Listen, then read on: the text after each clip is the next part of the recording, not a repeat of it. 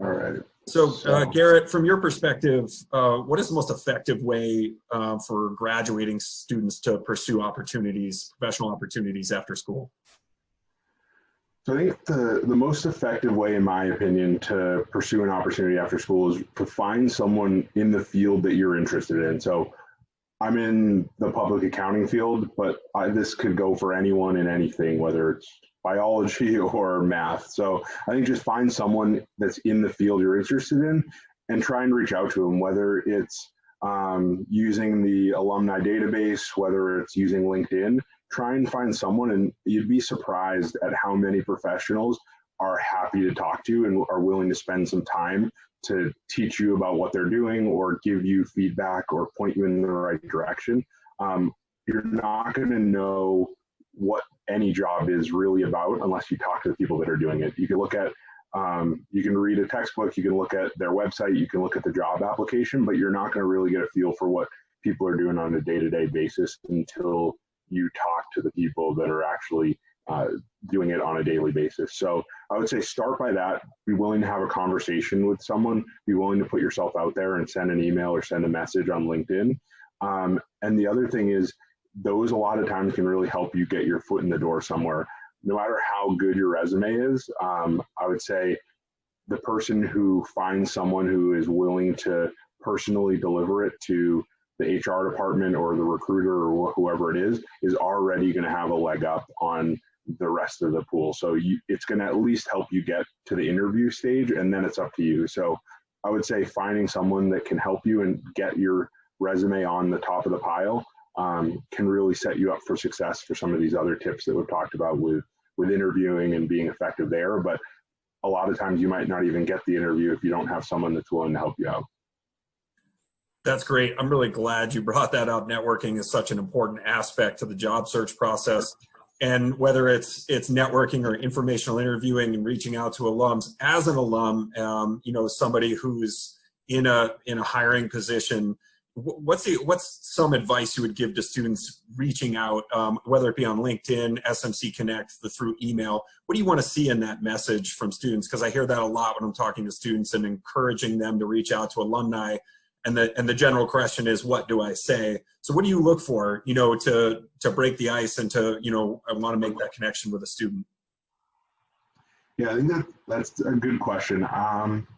Honestly, I would just give a little bit of background and then what you're interested in, what you're looking into, and be willing to ask for time or ask for a meeting. It doesn't mean they'll necessarily be able to do it, but even if you're sending the message, I guarantee you 9 times out of 10, they're going to respond to you. And I think part of it is just understanding what you want from them. I want to learn more about X, Y, and Z. Can you help me understand when the next step is? And then I think the other piece of feedback too is being proactive about it. For me personally, there's been a number of times where people have reached out to me, and for us, our recruiting cycle starts really early. So we start recruiting as early as September or October. So I've had candidates reach out to me in the January timeframe, and I would love to help them, but there's really not much that I can do at that point because we've really filled all our roles. So the sooner you start thinking about it and the sooner you start reaching out, the better, in my opinion. Even if it's a little bit earlier than needed, it can't hurt because at least you're in the back of their mind when it does come time to start putting in applications. But when it comes to just a conversational learning more about the role, I would just be open and honest about what you're looking to get out of it, and that can help them either focus on what to give you or to who to put you in contact with. That's great. Thanks. I really appreciate that. That's such an important piece of the process, and especially now, given the current situation, the class of 2020 is finishing remotely and walking into primarily a virtual environment, whether it's informational interviewing, job searching. And I know this has changed the way you're doing things right now. So what advice do you have for some of those 2020 grads who are walking into the situation with the pandemic, an interesting job market? What's your advice, for those going through the job search and application process now, going through graduation and stepping into this situation?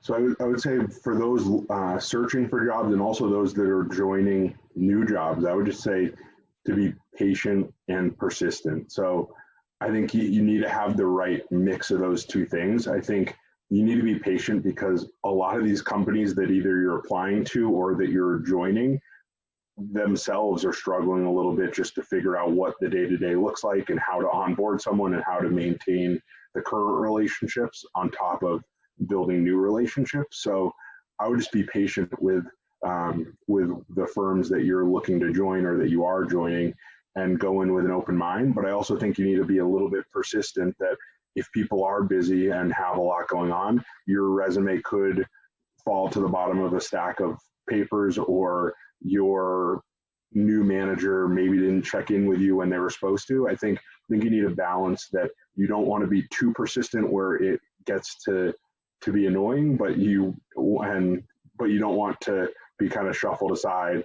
So I think being patient and persistent, though those two things are different, you got to find the right balance between the two of them to make sure that you are getting the support you need, getting the follow-ups you need, and are actually moving on from graduating St. Mike's, because I think it is going to be a unique time. But I think once you do kind of get into the rhythm, you're in a great place, because this has level set the playing field a little bit for everybody, that everyone's using new technology. Everyone is using new ways of working. So if you come in and that's what you know from day one, you have a little bit of an advantage that it's not as foreign to you as people who maybe were doing things a completely different way.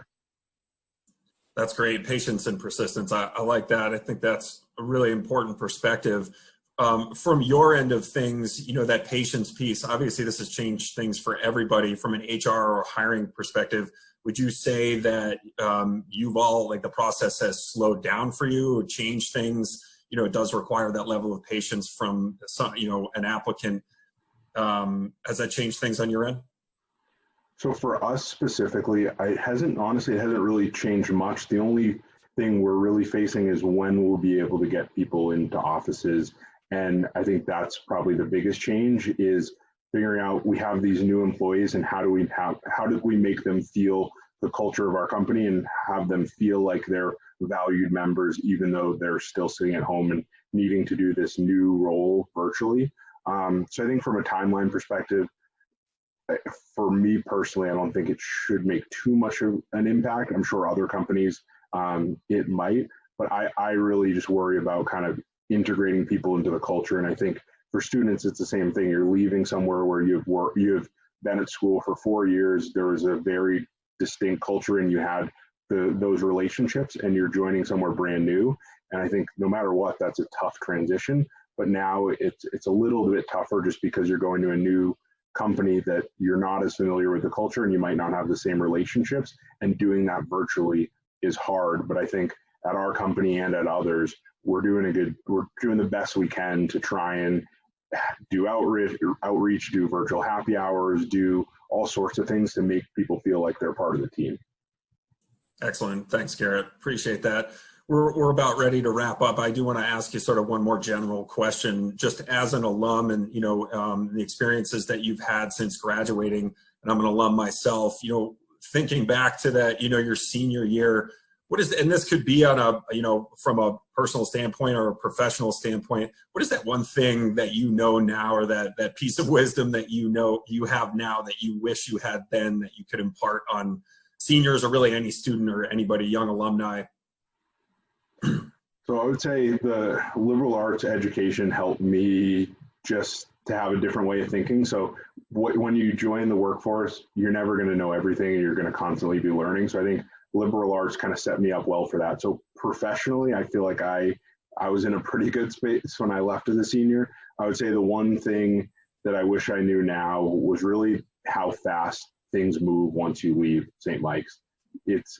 I've been doing what I've been doing I've been at EY for almost 8 years now. I've been out of St. Mike's for almost 8 or 9 years now, but life moves fast. And I would say take time to enjoy the small things, whether it's the ability to travel, ability to study abroad, ability to take on challenging work assignments, raise your hand to volunteer for something new. There's a lot of things looking back that now I don't have the time to do that I wish I did when I was a little bit younger in my career when you have less complications in your daily life and more time to take on some of those challenges.